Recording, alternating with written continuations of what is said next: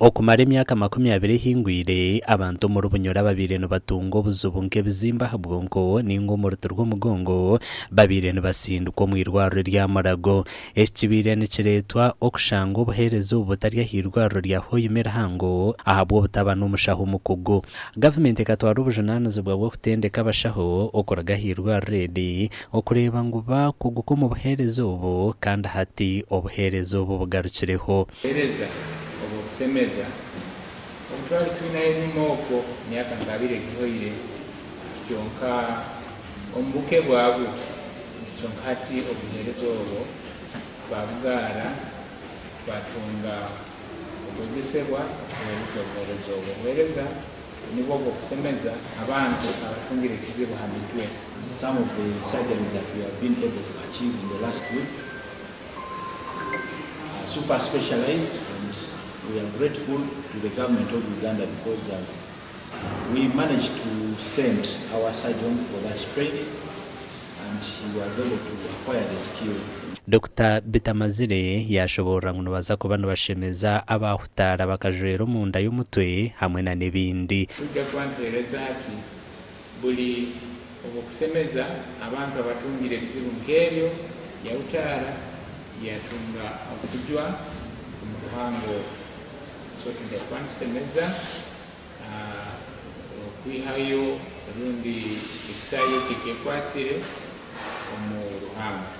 Irwariro rya Hoima narijanja abantu abarukurenga miliyoni na abarukurwa muri districts zone za Bunyoro, Cyankwanzi, Kiboga hamwe na mu campus Emponzi na mu ihanga rya Kongo.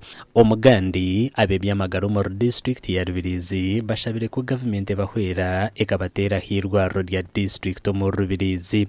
Ebina nebindi bagambirwa izoba rya nyuma abazyo ahamukoro go kuhumuza obiraro mukuru w'ebyamagaro mu Rubirizi na no kuteka homu. Want to thank you, and this is change keeps on coming, and people we must embrace.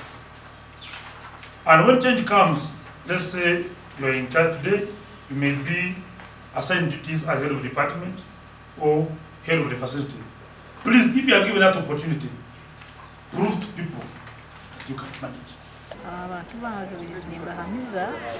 Ngo ofisi yina takinga on ruhangana za kunyamba neza kora ekiba kunsubira kandi nembahamiza neza kora ekiri umani gani bona okureba ubuhereza waika abumuntu ari kuwetenga. Hariho ebintu ebyakozereje kurwa mu government haba government ibirene tuhasente ibirene tuha sente zo leta bashaho netuhasente zo kozesa mu byamagara hatu inamasikompa government neza kumana tuheza sente kandi na nitwe twagubiriza tuza kumana tukozesa ngo kusimira gukora.